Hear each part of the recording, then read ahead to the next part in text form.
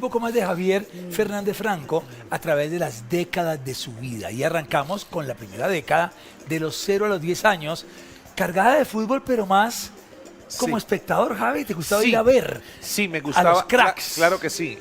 Además me tocó una época, yo a los 6 años ya iba al Pascual Guerrero. Ok. Y tenía un par de hermanos, bueno, un par no, eran 3 realmente que eran muy hinchas del Deportivo Cali. Ok.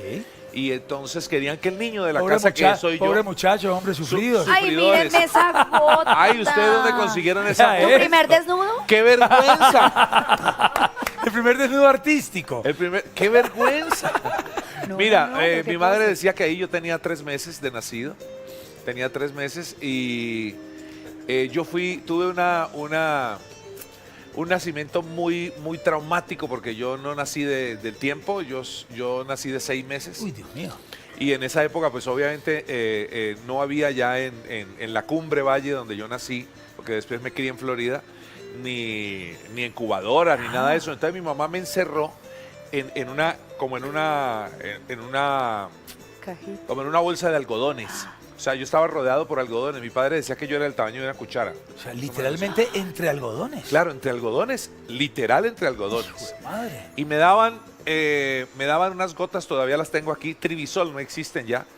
Y con eso me fueron criando, porque el médico le dijo a mi mamá, llévese el niño, que el niño no le dura más de 3 meses. No. Los pulmoncitos no los tiene desarrollados, hay muchas cosas que no están todavía hechas. Y mi mamá dijo, sí, vamos a ver. Ah, Y mamá canguro, dice, mi mamá se encerró conmigo 6 meses y me sacó adelante. Después nos encontramos al médico, yo tenía 11, 12 años en la plaza de ¡Qué mercado de doctor! Florida. Y entonces le dijo al médico, Egas, de apellido Egas, le dijo al médico, doña Orfa, ¿cómo le va? ¿Cómo está? ¿Y cómo le terminó de ir con el niño? Y dijo, véalo. se lo Y presento. yo ya estaba grandotote. Y dijo, hermano, usted está para cosas grandes porque usted no tenía por qué estar vivo. Y para cosas Esta es una muy foto grandes, muy sí. linda porque estamos los Qué 5 linda. hermanos Fernández Franco, ahí estamos. Omar, Fernando, Alfonso, Estela, Alfonso y Javier. Ahí está Javiercito, ahí, el más bonito de todos. El más lindo. Oye, ¿y todos se iban para el balneario, el Pedregal? El Pedregal, íbamos al ¿Era el Pedregal. Sabroso, Porque un era el balneario. sitio, es espectacular. 3 Piscinas se llamaba allá, ¿Tres Piscinas? donde la familia Guerrero, un abrazo para ellos en Florida, que son tan hermosos y que los amo tanto.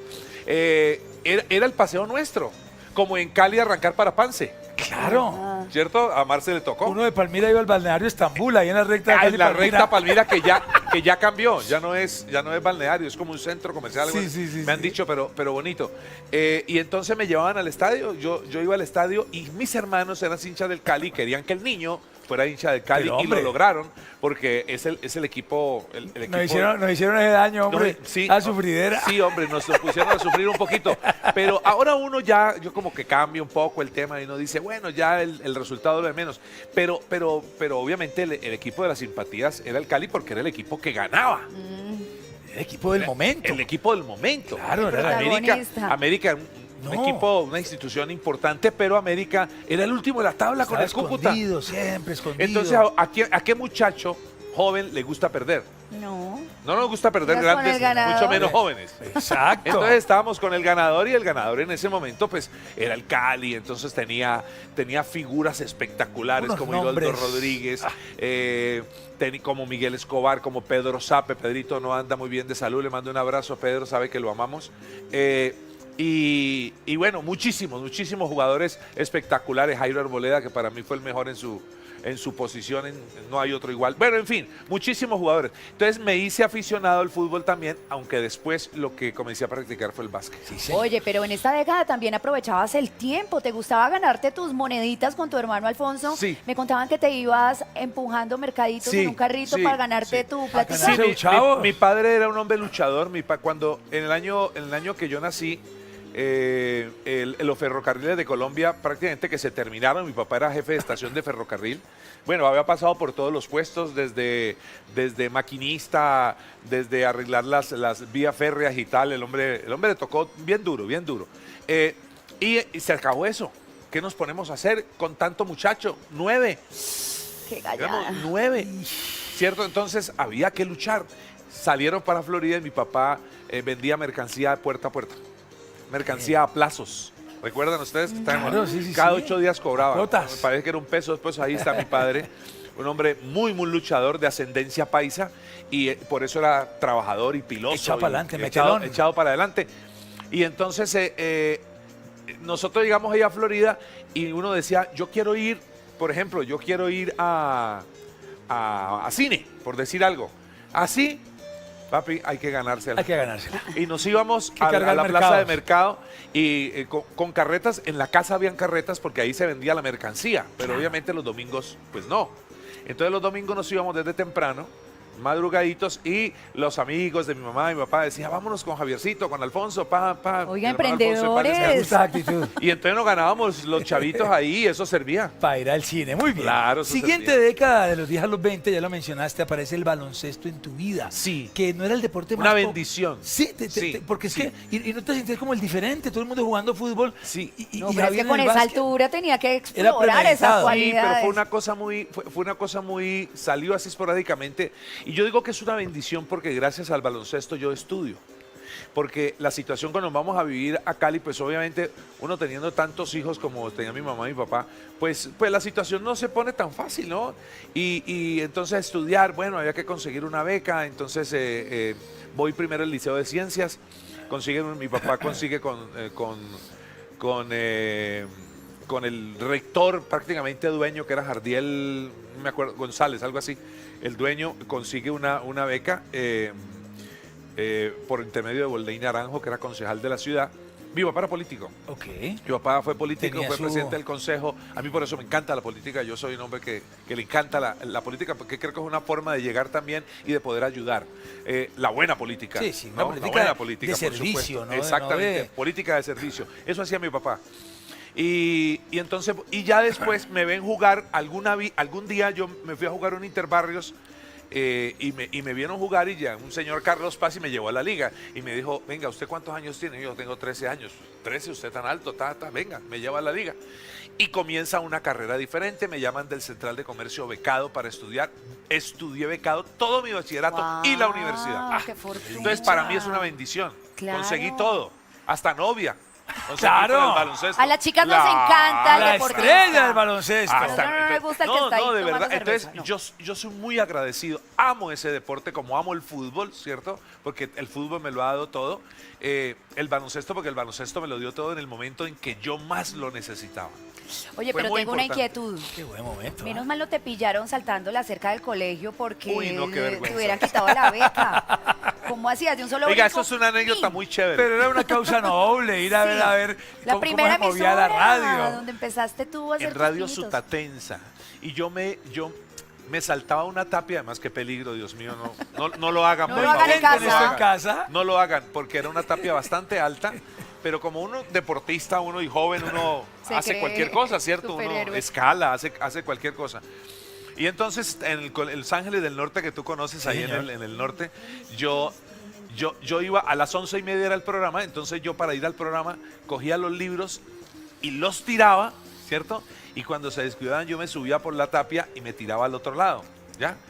Y un día yo estaba en esas, incluso cogía la camisa, enrollaba los libros, los cuadernos y los tiraba y después me subía y me bajaba por el otro lado, porque había una tapiecita por el otro lado. Y estoy yo ahí cuando doña Benilda, que ya falleció infortunadamente, la dueña del colegio, me dice, señor Fernández, ¿usted qué hace ahí? Y le dije, voy para adentro, es que... Voy es para adentro. Voy es para adentro. Es que se me cayó la camisa acá y yo sin camisa. Se me cayó. Voy entrando. Voy entrando porque se me había caído un balón aquí y voy entrando porque quedaba al frente de la cancha de básquet en Los Ángeles del Pillao. Norte. Voy entrando y me quedé sin cuadernos, sin nada. Menos mal que el vigilante me Está conocía, el bien. vigilante de la cuadra. Y entonces cogió el cuaderno y me los guardó. Y yo llegaba a las clases y el cuaderno...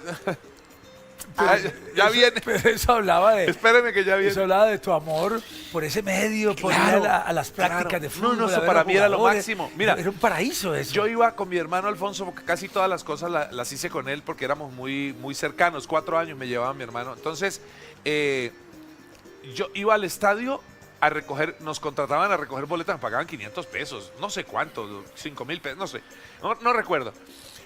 Pero era para ver a los que llegaban a transmitir. y a los jugadores que de pronto no los veía. Yo recogía las boletas del primer al segundo piso y yo veía que subía Mario Alfonso en la época, Marino, grandes amigos ahora, siempre fueron. Yo veía subir a Armando Moncada, que recién llegaba a Cali. Para mí era lo máximo eso, ¿no? Y yo decía, yo algún día tengo que estar ahí, algún día estaré ahí. Y entonces le dije a Rafael Medina Corrales ahí en Sutatense, ¿usted por qué no me deja? Yo le cargo los cables. Y me dijo, bueno. Entonces yo me puse fue a cargar cables detrás de él. Y lo único, y aprender lo que él hacía, lo que decía, Y entonces lo único que me dejaba dar era la hora.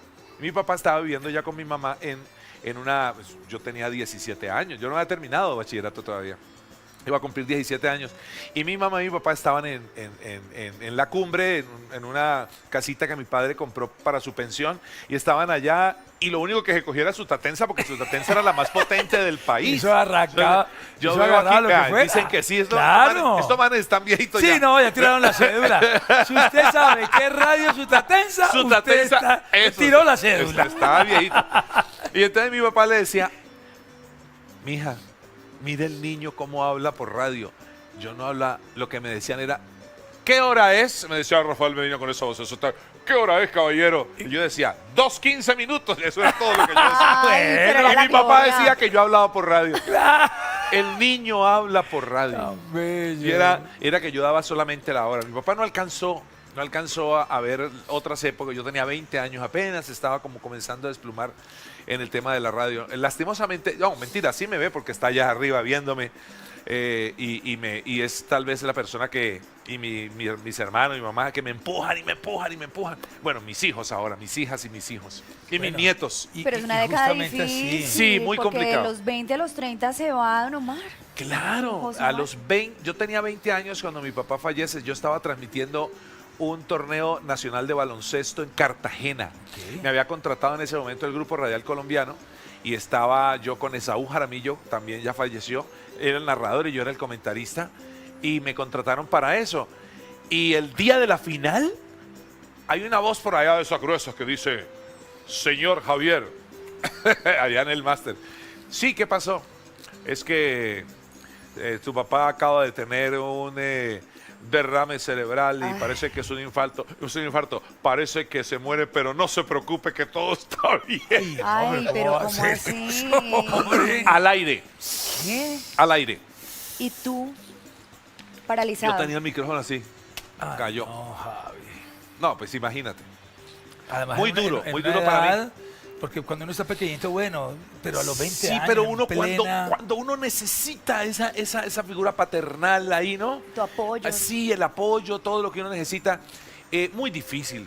Yo creo que para mí y para todos mis hermanos fue un tema muy difícil porque mi papá era como el ejemplo, ¿no? A seguir. Mi papá era un hombre correcto, era un hombre trabajador, un hombre de esa crianza antigua, ¿no? A las 9 estás aquí, en la casa, nadie entra después de las 9. ¿Te imaginas cómo era eso? Dios mío, santo. Mis hermanos entraban de espaldas para que creyeran que estaba saliendo.